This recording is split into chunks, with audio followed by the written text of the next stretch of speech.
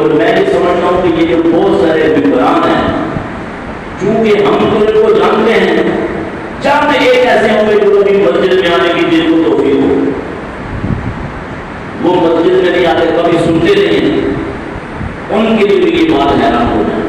لیکن جو حکمران ہیں وقت کے، ان کی ذمہ داری ہے کہ اس ملک سے زحمت کو دور کریں، اس ملک سے لعنت کو دور کریں، اس ملک سے معیشت کے اندر جو زہر ہے اس زہر سے اپنی قوم کو بچا لیں۔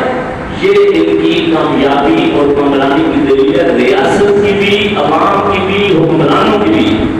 اور اگر ایسا نہیں ہوگا تو سب پھر اس کا چارہ بنتے چلے جائیں گے۔ اللہ تعالیٰ سے دعا ہے کہ اللہ ہمیں ان خرابیوں کو سمجھنے اور ان کے خلاف صحیح معنوں میں آواز اٹھانے کی توفیق عطا فرمائے۔ یہ کچھ دعاؤں کے ادارے ہیں، جو مسجد ہے، مدارس ہیں، ان کو آباد کرنا، ان کے معاملات میں دلچسپی لینا، ان کے معاملات میں مالی تعاون کرنا، یہ ہر نمازی کا فرض ہے، چاہے وہ غریب ہے یا امیر ہے۔ تو لہذا ہمیں چاہیے کہ زیادہ سے زیادہ ان معاملات میں ہم تعاون کریں تاکہ یہ ادارے آباد رہیں۔ کوئی بھی ادارہ مسجد کا اور مدرسے کا یہ مال کی کمی اور وسائل کی کمی کی وجہ سے اسے پیچھے نہیں ہٹنا چاہیے۔ اگر ایسا ہوگا تو یہ ہماری کمزوری کا سبب ہوگی۔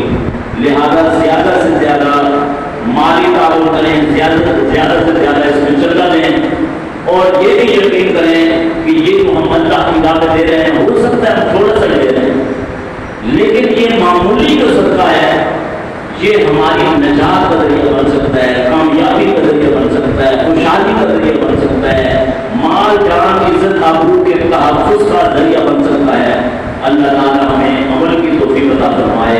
اللہم صل علی محمد صلی اللہ علیہ وسلم واجعلنا منہم واغفر لنا وآل دین محمد صلی اللہ علیہ وسلم ولا تجعلنا منہم عباد